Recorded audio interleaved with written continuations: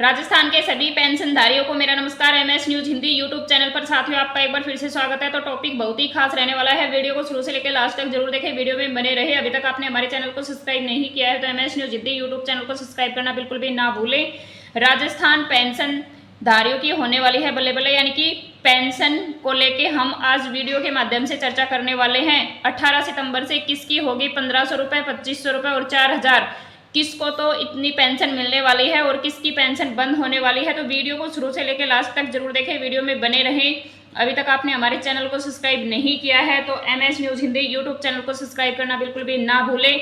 राजस्थान में दिव्यांग व्यक्तियों के लिए विशेष मुख्यमंत्री विशेष योगदान सम्मान पेंशन योजना MVY-SYS और इंदिरा गांधी राष्ट्रीय विकलांगता पेंशन योजना जैसी योजनाएं संचालित करती है, जो दिव्यांगजनों को द्वितीय सहायता प्रदान करती है। ये योजनाएं 18 वर्ष से अधिक आयु के स्थायी निवासियों को लाभ देती है, जिनके पास कम से कम 40% विकलांगता का प्रमाण पत्र होना बहुत ही जरूरी है। यानी कि राजस्थान के विकलांग जो पेंशनधारी है उनके लिए ये वीडियो बताई गई है कि वह राजस्थान के स्थायी निवासी होना चाहिए, जिसके लिए ये योजनाएं लागू होती हैं। योजनाओं का विवरण के बारे में हम जान लेते हैं। मुख्यमंत्री विशेष योगदान सम्मान पेंशन योजना, यह राजस्थान सरकार की एक महत्वपूर्ण योजना है जो विकलांग व्यक्तियों को वित्तीय सहायता प्रदान करती है ताकि वह अपना जीवन बेहतर ढंग से जी सके। मीडिया रिपोर्ट्स के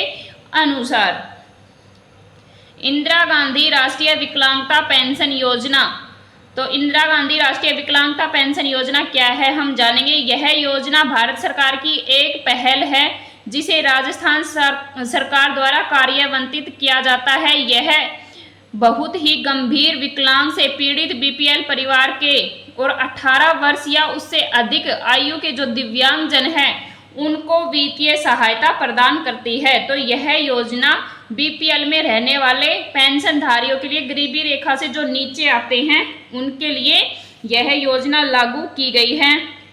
जुलाई, अगस्त और सितंबर की जो रुकी हुई पेंशन थी, जुलाई, अगस्त और सितंबर की जो रुकी हुई पेंशन थी वो भी जारी होने वाली है।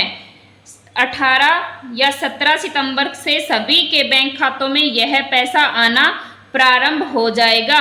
और हम वीडियो के माध्यम से ये भी जानेंगे कि कौन कौन से ऐसे जिले हैं जिनके अंदर पेंशन मिल चुकी है और जारी होने वाली है। पात्रता मापदंड की बात करें तो आवेदक राजस्थान का स्थायी निवासी होना चाहिए, उसकी आयु 18 वर्ष या उससे अधिक होनी चाहिए। विकलांगता का प्रमाण पत्र होना बहुत जरूरी है, लेकिन वो एक्टिव होना भी चाहिए, यानी कि सक्रिय होना चाहिए, जिसमें विकलांगता का प्रतिशत कम से कम 40% दर्शाया गया हो।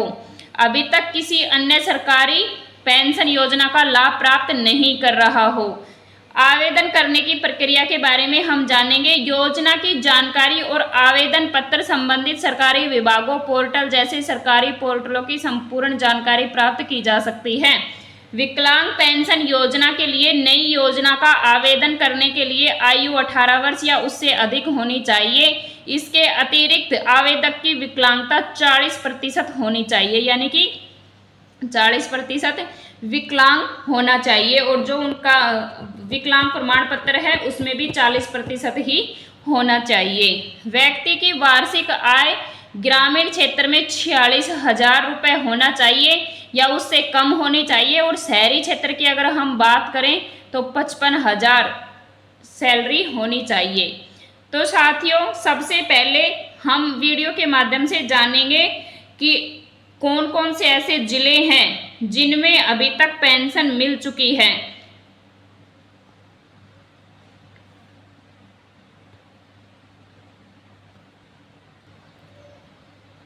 तो साथियों, नई पेंशन स्कीम जो दिव्यांगजनों के लिए जारी की गई है उसका आवेदन जल्दी से करवाएं, वो अभी शुरू होने वाली है। जिन पेंशनधारियों के नाम पहले से ही पेंशन सूची में है, अगर उन्हें पेंशन नहीं मिल रही है तो उन्हें दोबारा आवेदन करवाना पड़ेगा।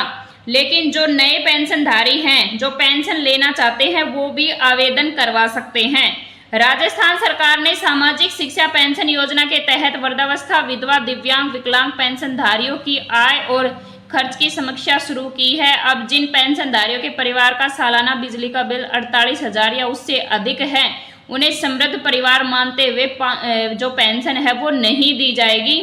हमारी राजस्थान सरकार का मानना है कि यदि कोई परिवार साल भर में या माह के 4,000 रुपये और साल के 48,000 रुपये सालाना बिजली का बिल अगर भरता है तो वह पेंशन योग्य नहीं है।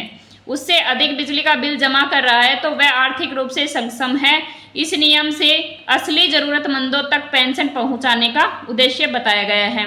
किसी भी प्रकार की पेंशन पर लागू होगा यह नियम। वृद्धावस्था पेंशन, विधवा पेंशन, विकलांग पेंशन, तीनों श्रेणियों के लाभार्थियों पर यह नियम लागू होने वाला है, यानी कि लागू होगा। किसे मिलेगी अब पेंशन? जिनका बिजली खर्च 4,000 प्रति माह से कम है उनको मिलेगी, और जिनका जन आधार, KYC और बैंक खाता अपडेट है और बाकी पात्रता मानकों को पूरा कर रहे हैं वो पेंशन के योग्य हैं। किसको मिलेगी पेंशन, किसको नहीं मिलेगी पेंशन? जिन लाभार्थियों का KYC अपडेट है, जिनके पास में सक्रिय जन आधार यानी कि एक्टिव और बैंक खाता लिंक है, मोबाइल नंबर लिंक है, तो उनको पेंशन मिल सकती है। जिनके दस्तावेज 2025 की नई गाइडलाइंस के अनुसार सही हैं तो उनको भी पेंशन मिल सकती है। अब हम जानेंगे कि कौन कौन से जिलों में पेंशन ट्रांसफर हो चुकी है। पेंशन जयपुर, अजमेर, जोधपुर, कोटा, सीकर, भीलवाड़ा, खैरथल, तिजारा, बांसवाड़ा जैसे कई जिलों के खातों में पेंशन ट्रांसफर हो चुकी है और उसकी पुष्टि भी हो चुकी है। बाकी जिलों में आगामी 4 से 5 दिन तक यानी कि लास्ट तक, सितंबर के लास्ट तक भेजी जा सकती है। पेंशन सरकार की ओर से जारी होना शुरू हो चुकी है।